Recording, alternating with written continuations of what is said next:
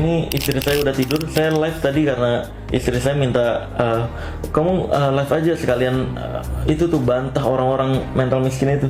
Ya karena memang dari awal saya bilang pesugihan itu tidak pernah ada. Saya membersihkan nama baik Gunung Kawi, sejarah Gunung Kawi, membersihkan nama baik Eyang Sujo yang telah menyebarkan Islam di Jawa, tapi malah dituduh itu tempat pesugihan, kuburannya. Allah Akbar. Ini manusia-manusia jahil ini memang udah lama mental miskin, gampang dibohongin gitu. Halo teman-teman, selamat datang kembali di Analisis Sengit, channel yang selalu membahas berbagai peristiwa viral dan mengulas beragam konten reaksi yang sedang ramai diperbincangkan. Kali ini kita akan membahas pesulap merah yang kembali menjadi sorotan setelah muncul berbagai reaksi terkait isu yang menyeret nama istrinya, polemik seputar Gunung Kawi, hingga saling balas pernyataan antar kreator konten. Yang membuat kasus ini semakin menarik, justru muncul perkembangan terbaru yang membuat publik semakin terbelah. Ada yang membela, ada pula yang mempertanyakan konsistensi dari berbagai pernyataan yang beredar. Benarkah semua tudingan yang beredar memiliki dasar yang kuat? Atau justru polemik ini semakin melebar karena masing-masing pihak mempertahankan sudut pandangnya sendiri? Tonton videonya hingga usai karena saya akan memberikan komentar cukup panjang di bagian akhir video. Yuk kita tonton videonya. Allah Akbar, gregetan kadang-kadang. Tapi ya udahlah, yang penting kita sadar bahwa jangan sampai kita menjadi orang mental miskin tersebut, orang yang gampang dibohongin tanpa adanya data dan tanpa adanya bukti, tanpa ada yang bisa diuji. Jangan sampai mempercayai sesuatu yang tidak bisa diuji, tidak memiliki data dan tidak memiliki bukti, apalagi tidak mau diundang juga. Hati-hati, karena kamu bisa gampang digeser kemana-mana kalau kamu lebih mudah percaya terhadap hal-hal seperti itu. Ya udah. Pokoknya semoga next time saya berharap Indonesia bisa lebih analisis terhadap bukti yang bisa diuji dan terhadap fakta yang bisa dipertanggungjawabkan, bukan perkataan orang gitu yang nggak jelas itu siapa dan nggak jelas juga dan nggak mau diundang. Itu miris banget sih, nggak mau diundang tuh udah tanda tanya besar. Karena saya dikontak sama para channel-channel yang suka bikin cerita horor yang nggak settingan. Ini mereka juga mengkhawatirkan channel ini nih gitu, karena miris untuk menyebarkan berita bohong. Dia tinggal bayar orang terus disuruh pakai topeng. Allah Akbar. Ini tentunya perbuatan jahat sekali. Saya berharap Indonesia bisa lebih baik dan lebih analisis terhadap apa yang mereka lihat, dengar, dan rasakan. Jangan mudah percaya dengan kebohongan yang tidak bisa diuji, tidak memiliki fakta, tidak memiliki data, dan tidak mau diundang. Itu yang penting.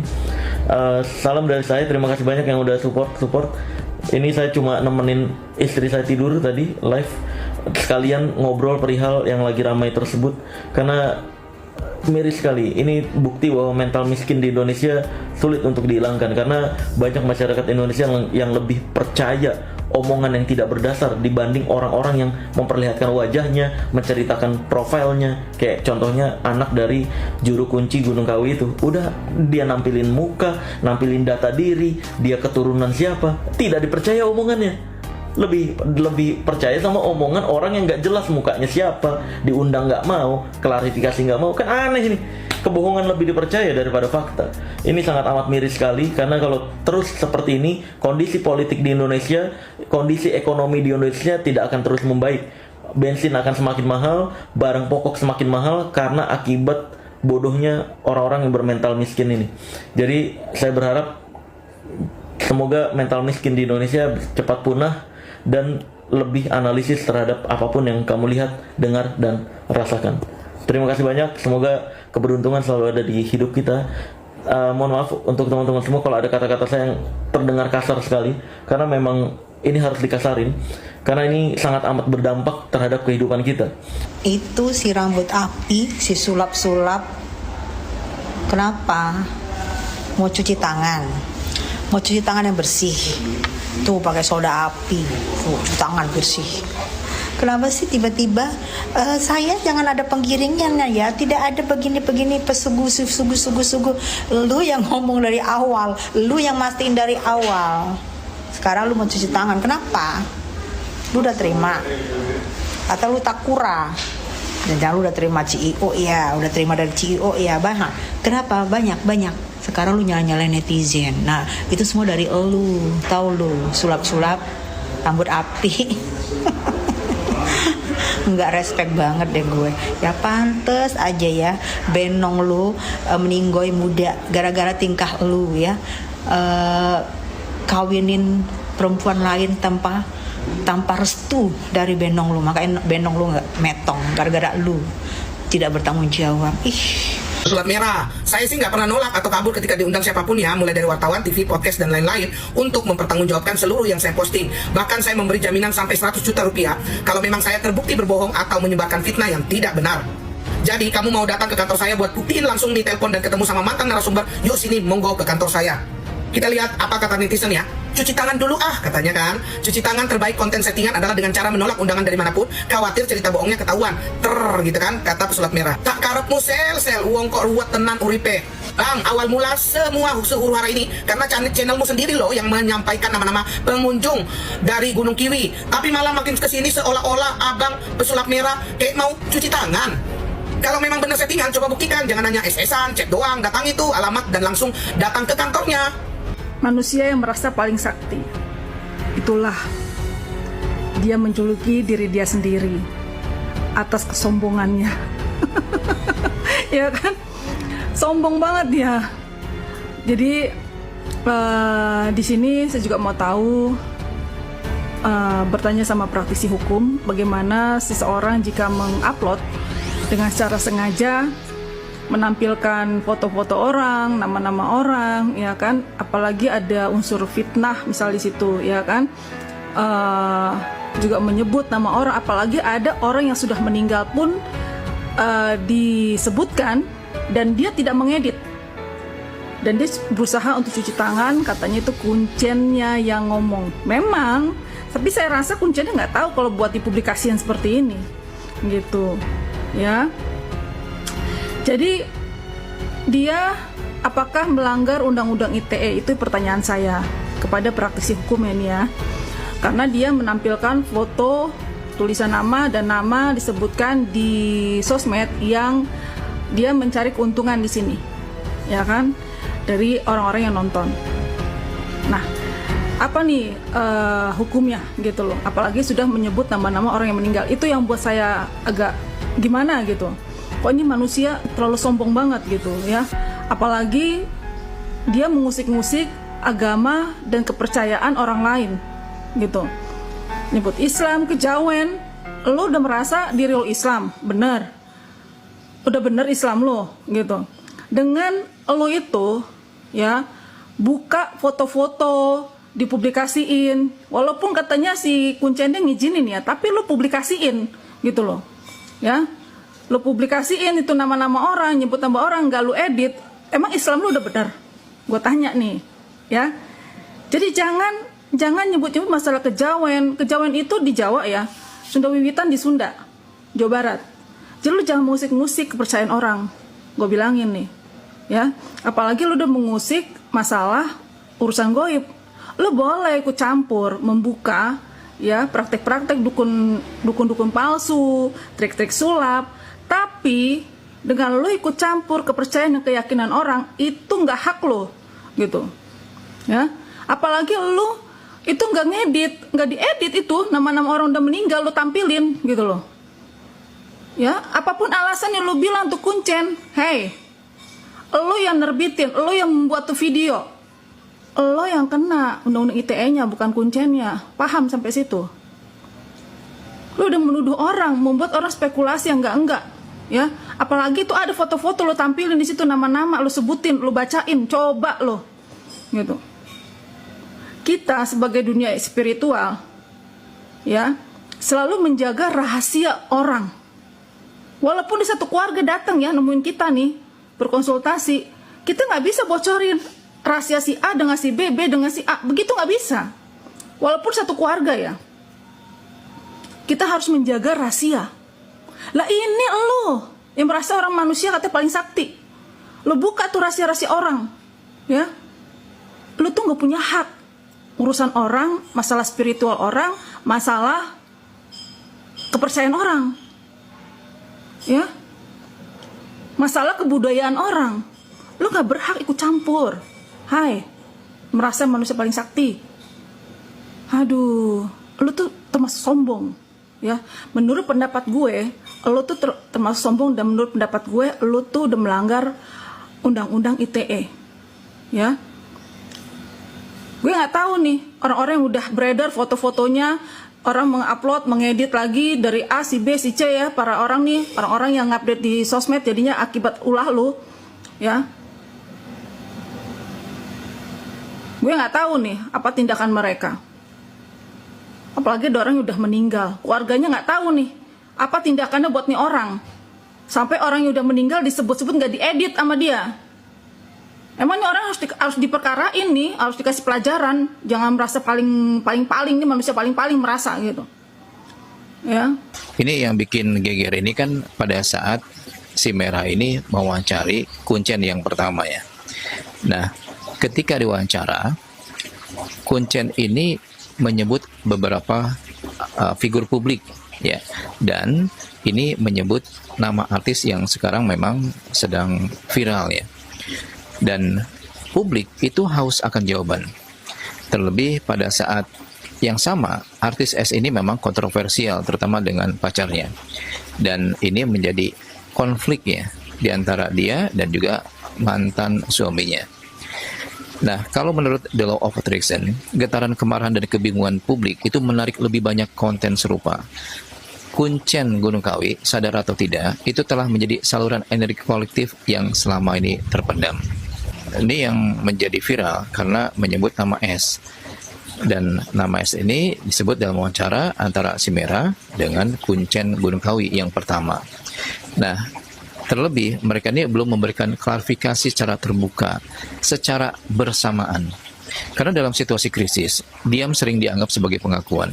Semakin lama seseorang diam, semakin besar spekulasi yang muncul. Karena gini ya, dalam The Law of Attraction, energi publik, kecurigaan, keraguan, dan tuntutan akan kebenaran itu memaksa pihak yang terlibat untuk bicara. Getaran ini sangat kuat, sehingga tidak bisa diabaikan. Nah, sayangnya artis S ini hingga detik ini itu belum berani untuk mengklarifikasi secara langsung. Kalau bisa, itu semua bertemu di dalam satu podcast dan semuanya harus berbicara supaya bolanya tidak semakin liar. Karena gini ya, yang diam di waktu yang tepat lalu berbicara di waktu yang salah, itu adalah tanda bahwa ada yang disembunyikan.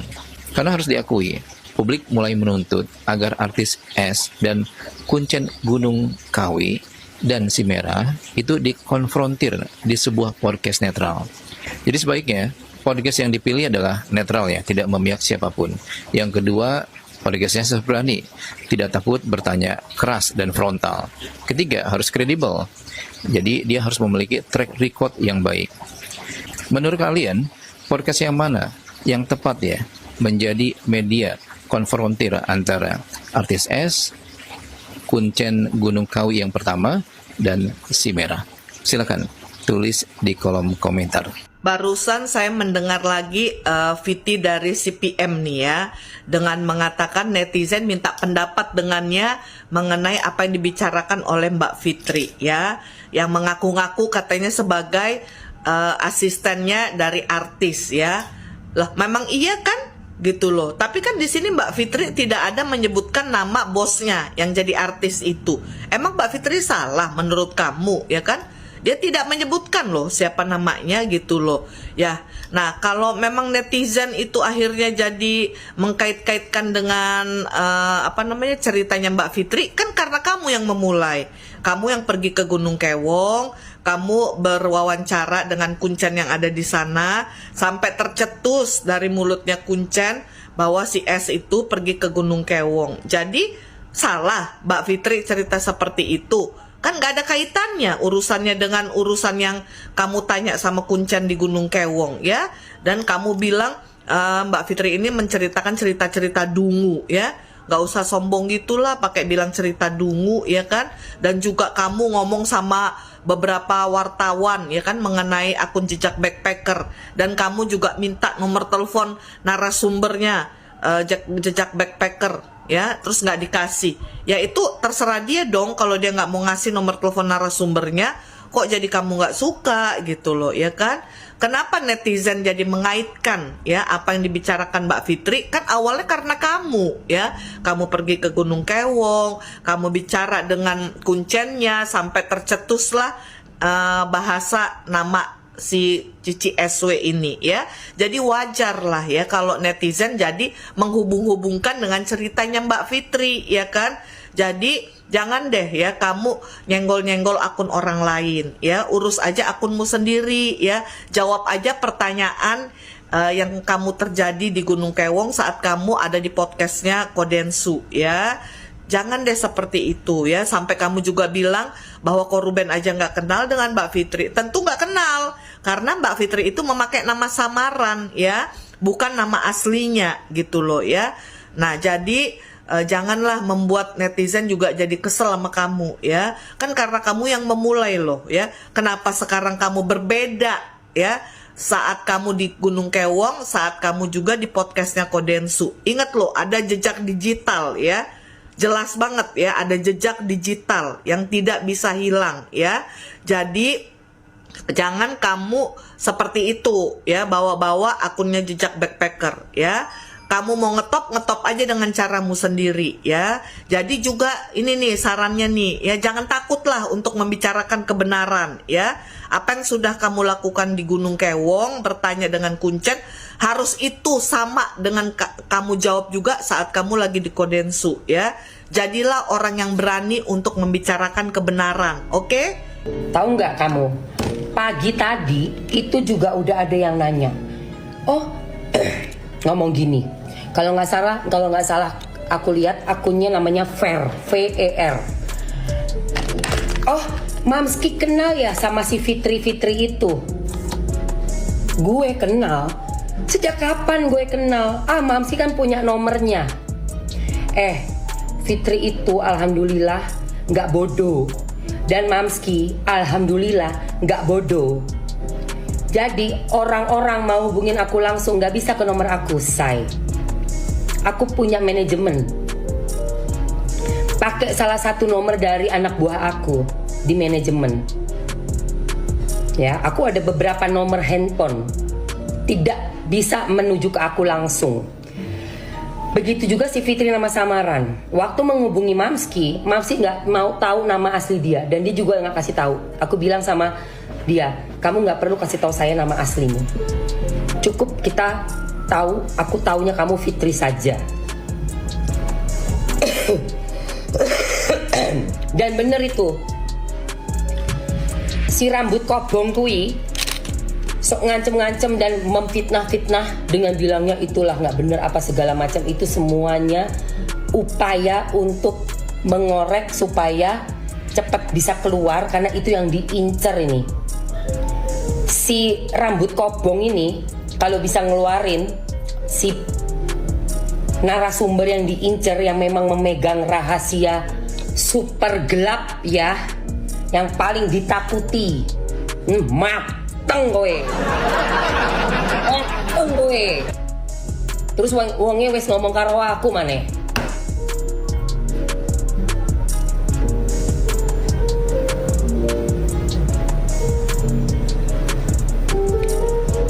Ngeri. Memang sesat ya luar biasa. Siapa mam yang sesat? Cari aja sendiri. Siapa mam yang dimaksud? Itu film lagi, film. Nonton aja filmnya. Ya, nonton aja filmnya gitu loh. Siapa yang nggak tahu? Nggak tahu siapa? Siapa memangnya kira-kira? Hah? Menurut Ngana? Siapa? Nggak tahu. Ya iya.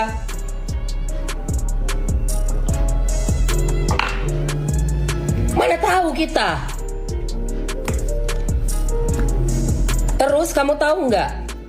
Nomor yang dipakai oleh yang nama palsu Fitri itu bukan nomor dia juga. Jadi dia nggak tahu nomor saya juga nggak tahu nomor dia. Putus komunikasi, putus. Tidak tahu, setelah tutup telepon selesai, nggak tahu itu siapa, nomornya di mana, tinggal di mana, nggak tahu. Wallahi ini ya, demi Allah ini nggak bohong saya. Itu untuk menjaga keamanan dia, keamanan saya. Saya nggak tahu namanya, saya juga nggak tahu nomornya di mana, nomor teleponnya berapa, dia nggak tahu nomor saya berapa. Melalui orang-orang kita berkomunikasi. Karena kalau ngadepin orang yang belis, ngadepin hambanya setan itu memang harus lebih putar otak lagi. Jangan kita mati konyol. Itu soalnya antek-anteknya tuh, waduh gila itu guys. Gila itu. Tapi sekuat-kuatnya kekuatan belis, numbalin cuman pala bebong. Kira kok pakai tumbal sapi kau, sapi benggala yang harganya 3 miliar. Pala bebong receh kau. Awalnya pas berita ini viral, aku juga ikut nggak suka guys sama Sarwenda. Kalian bisa scroll ke bawah deh. Ada postinganku mengenai Virgo Sarwenda, Virgo Agustus. Kalau aku Virgo September, jadi aku nggak mau Virgo dicap jelek gara-gara Sarwenda. Itu kan otomatis aku nggak suka ya sama Sarwenda ya. Tapi lama kelamaan aku scroll, aku cari tahu, aku pikir-pikir, ternyata ya kayaknya aku ya sebagai perempuan ya, kalau di posisinya si Sarwenda itu kayaknya aku akan lebih jahat. Nggak cuman sekedar kayak gitu, kayaknya aku akan lebih parah dari Sarwenda guys. Sarwenda mah cuman ngomong satu kata kayak gitu aja ya guys ya, udah langsung dihujat ya, katanya inilah itulah ya kan. Kayaknya ya sekarang gini ibu-ibu ya, kalau ini di posisi bunda-bunda dan atau di posisi anak-anak bunda ya, pikir aja sudah kalau Sarwenda itu anak bunda atau kalian berada di posisinya Sarwenda, mau gimana. Jangan ngelihat Sarwenda dikasih uang 200 juta, dia artis, biaya hidupnya mahal. 200 juta paling-paling cuman dapet tas satu, paling tas apa? Tas Hermes atau tas apalah, pokoknya hanya dapet tas satu aja guys. Kalau sama kita 10 juta aja cukup sebulan. Beda dengan Sarwenda, karena dia artis, kebutuhan hidupnya tinggi, bahkan miliaran. Kalau nggak percaya tanya aja Nagita Slavina, itu pasti miliaran dia. Kalau Nagita Slavina udah lebih kaya, berarti saya Sarwenda di bawahnya lah, beda-beda tipis lah pastinya. Pasti habis miliaran juga, di atas 800 juta pastinya itu guys, beneran. Jadi kayaknya lihat dulu ya Sarwenda ya. Bukan kayaknya sih, dulu Sarwenda tuh seperti kita ya, di dalam rumah jadi ibu rumah tangga, baik-baik, pakai daster, ngurus anaknya, live jualan aja pakai daster. Terus habis itu sambil ngomong anaknya sambil live pakai daster, nggak ngapa-ngapain, bertahan selama bertahun-tahun seperti itu guys. Kalau memang karakternya Sarwenda itu orang nggak baik, nggak mungkin dia akan bertahan menjadi ibu rumah tangga yang baik, ngurus anak-anaknya hanya pakai daster di rumah, sedangkan dia itu cantik ya. Itu sampai bertahun-tahun loh, sampai anaknya gede kan baru kemarin itu. Terus habis itu cerai, nggak jelas alasannya apa, kita pun nggak tahu masalah di dalam rumah tangga mereka ya guys ya. Intinya udah tiba-tiba pisah gitu aja. Kalau memang dia bukan orang baik, nggak mungkin guys sandiwara tuh bisa sampai tahunan lama, sampai brojol berapa anak ya kan. Ya kalau aku suruh pura-pura ya paling-paling bulan 2 bulan juga udah ketahuan sifat asliku guys, karena aku tuh Virgo guys. Aku nggak bisa menutupi atau bermuka dua atau pura-pura menjadi orang lain. Kalau aku kayak gini ya kayak gini, nggak bisa aku berpura-pura hanya misalkan demi dia pengen terkenal nikah sama Ruben, pengen terkenal biar menjadi artis. Lah selama dia jadi istrinya Ruben aja, jadi ibu rumah tangga, nggak langsung mempopulerkan diri dia menjadi artis, malah populer malah sekarang ini kan semenjak jadi janda dia baru kelihatan gitu loh, make up lah, dandan ganti lah, inilah itu. Coba dulu lihat aja, cuman nge-live jualannya dia, ngomong anak-anaknya, bener nggak guys? Kalau dia nggak ada masalah, nggak bakalan dia kayak gitu. Pikir aja guys ya, jangan hujat-hujat Sarwenda guys, kasihan tahu, kita tuh sama-sama perempuan. Kalau posisi anak kalian jadi seperti Sarwenda, pasti kalian nggak akan mungkin ngebela suaminya, pasti nggak akan ngebela, beneran. kemarin Bang Denny Sumargo mengundang pesulap merah dan juga anaknya juru kunci dari Gunung Kawi. Tapi tidak ada hubungannya dengan juru kunci yang menyebutkan nama Sarwenda. Seharusnya Bang Denny Sumargo mengundang juru kunci yang menyebutkan nama Sarwenda. Biar semua isu tentang Gunung Kawi ini segera clear. Karena kan ya, di Gunung Kawi itu bukan hanya tempat cari pesugihan, tapi juga ada tempat ibadah, ziarah, dan juga rekreasi. Jadi, siapa yang setuju agar Bang Denny Sumargo mengundang juru kunci yang menyebutkan nama Sarwenda? Yang setuju komen ya. Saya juga ingin menyampaikan pendapat pribadi saya mengenai polemik yang baru saja kita saksikan. Ini murni opini saya sebagai kreator yang mengamati perkembangan isu di media sosial, bukan sebagai pernyataan mengenai kebenaran fakta ataupun tuduhan yang muncul dalam video tersebut. Kalau saya melihat polemik ini dari sudut pandang yang lebih luas, saya merasa bahwa persoalan utamanya bukan lagi siapa yang paling keras berbicara atau siapa yang paling banyak didukung netizen. Yang jauh lebih penting adalah bagaimana sebuah informasi akhirnya berkembang menjadi opini publik yang begitu besar.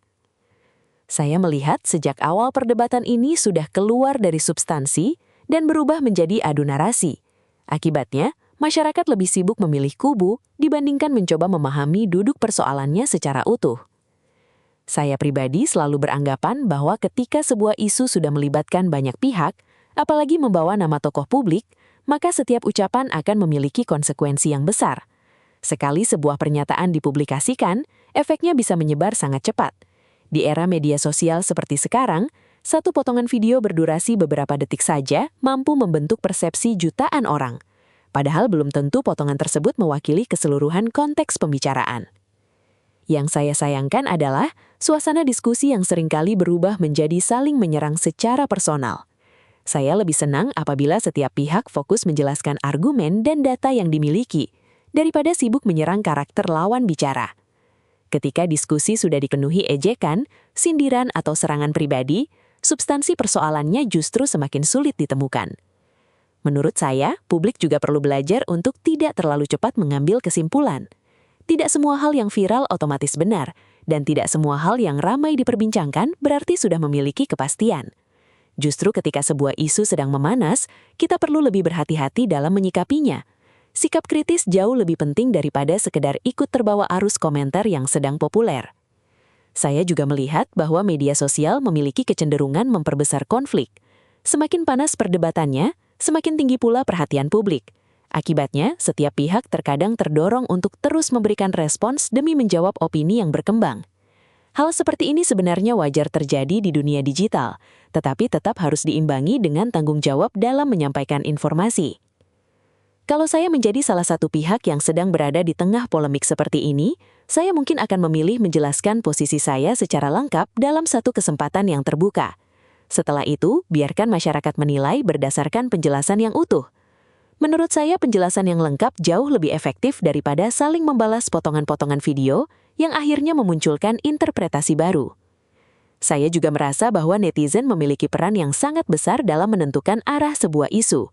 Dukungan memang boleh diberikan kepada siapapun, tetapi alangkah baiknya kalau dukungan itu tetap disertai sikap objektif.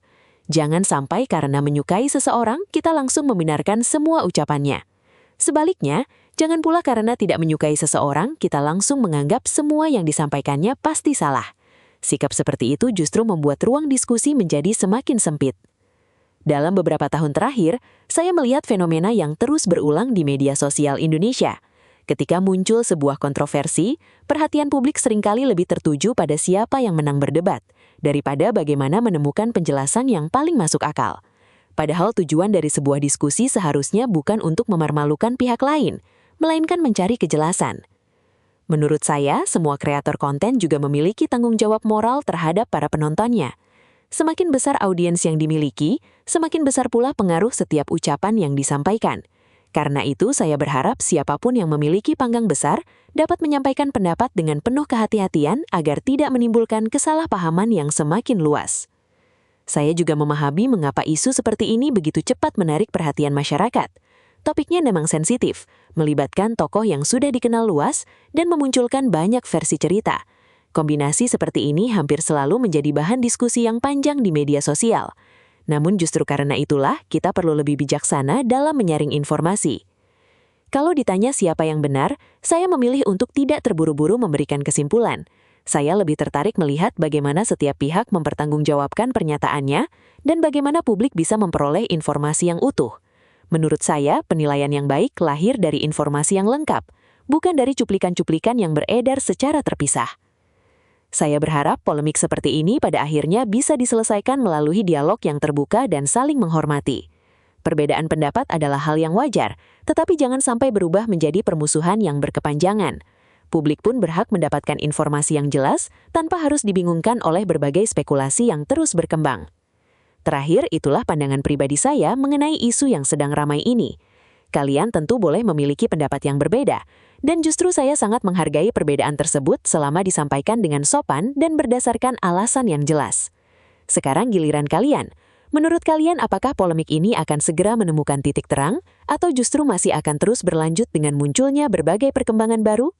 Tulis pendapat kalian di kolom komentar, karena saya ingin membaca sudut pandang dari kalian semua.